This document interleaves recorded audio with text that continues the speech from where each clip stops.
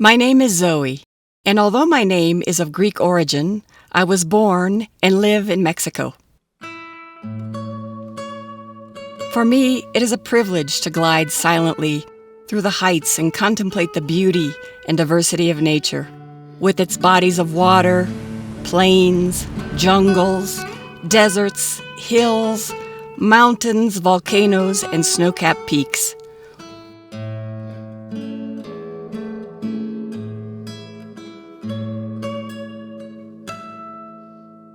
Watching the sun rise to color the clouds and slowly traverse the sky until it disappears on the horizon, giving way to darkness. Unable to remain in the stillness of the heights, I am forced to land on solid ground in search of food, water to quench my thirst, and a refuge to rest and protect myself from the harshness of the weather and the darkness of the night.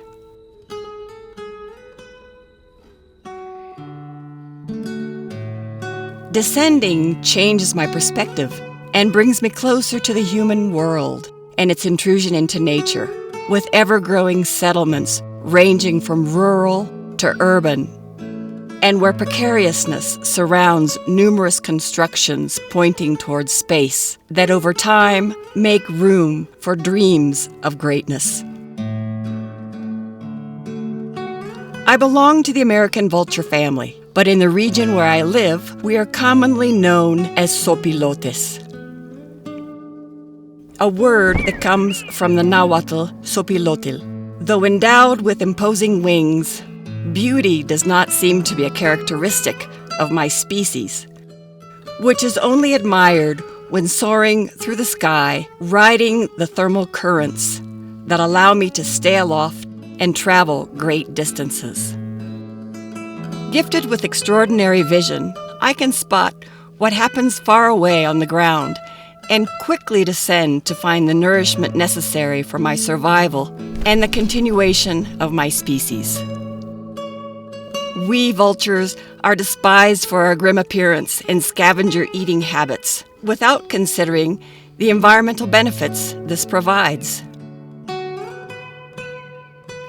In contrast, birds of prey like eagles, hawks, and falcons are greatly admired as they snatch away our chicks and other living creatures to feed themselves,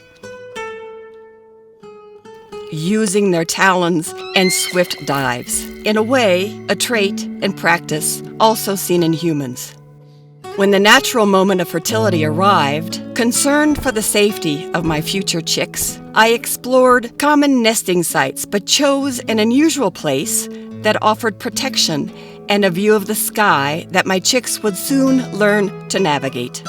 For days, I observed a place from above that would protect me from predatory birds, though not from humans, as I intended to occupy a small outer part of their habitat for a few months, hoping for tolerance, but feeling uncertain and fearful of the unjustified repulsion and fear we vultures provoke. Hola, hola, ¿cómo estás? Hola, guapa. Hola, guapa. ¿Estás contenta?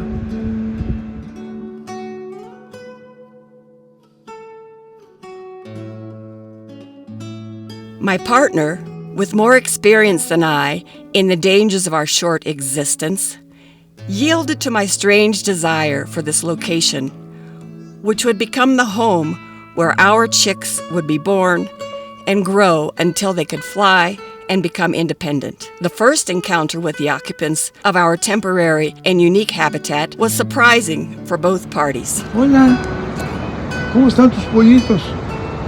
Cuéntanos. ¿Cómo están tus pollitos hoy? But with fear and determination, I held my position in the nest, protecting the 2 eggs already laid, which would give life to our chicks. The miracle of reproduction and the curiosity of the 3-month process outweighed the mutual fear of our unusual closeness. As the days passed, the tolerance of the occupants became evident. and the gradual trust intertwined our existence with absolute empathy. Y te queremos mucho, no te preocupes. Cuídalos, tú cuídalos. Ándale, pero no los vais a dejar solos. With the distant but faithful watch of my partner, and without leaving the site, after 35 days, my 2 chicks were born. With pride and parental joy, we briefly shared the nest for the first time. With sporadic flights, I found the nutrients that I regurgitated into the beaks of my 2 hungry chicks, strengthening them for 2 long and hot months until they were capable of making their first flight and gradually achieving independence.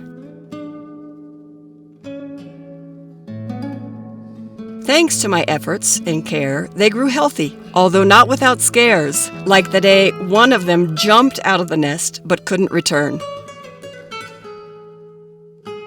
Despite my failed attempts to encourage it to climb back up, it didn't yet have the strength to overcome the high wall that prevented its return. Those were moments of anguish that, in the end, with the empathy and understanding of a mother and her little daughter, our chick was happily able to ascend and return to the nest. ¡Ay, bravo! ¡Bien, Tino! The temporary coexistence with humans and their curiosity about the unusual closeness to my chicks fostered an atmosphere of empathy, tolerance, trust, and even admiration for the miracle of animal reproduction, not so different from humans.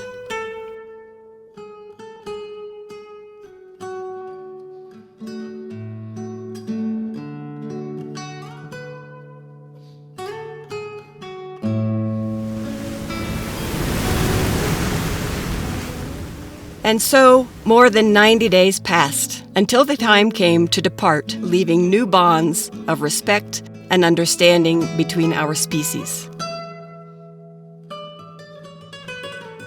And its vital importance to the continuity of our existence.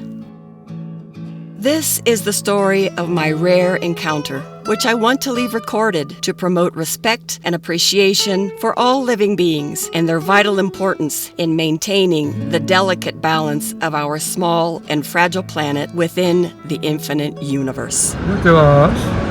Ya se van a ir, Julia. Se fue el Zoe. ¿A dónde va Zoe?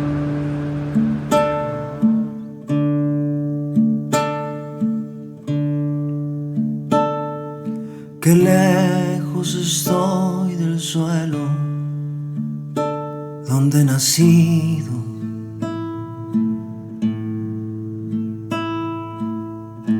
Inmensa nostalgia invade mi pensamiento.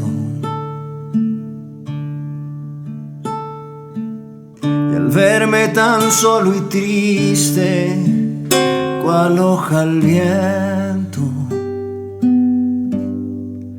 quisiera llorar, quisiera morir de sentimiento. Oh tierra del sol, suspiro por verte. Ahora que lejos yo vivo sin luz, sin amor. Y al verme tan solo y triste, cual hoja al viento, quisiera llorar, quisiera morir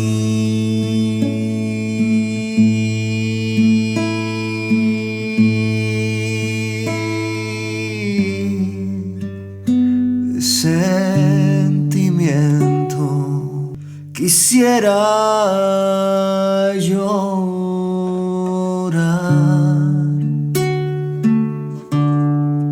quisiera morir.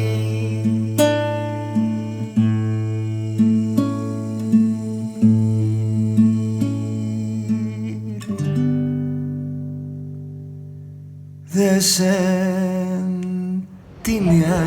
¡Bravo!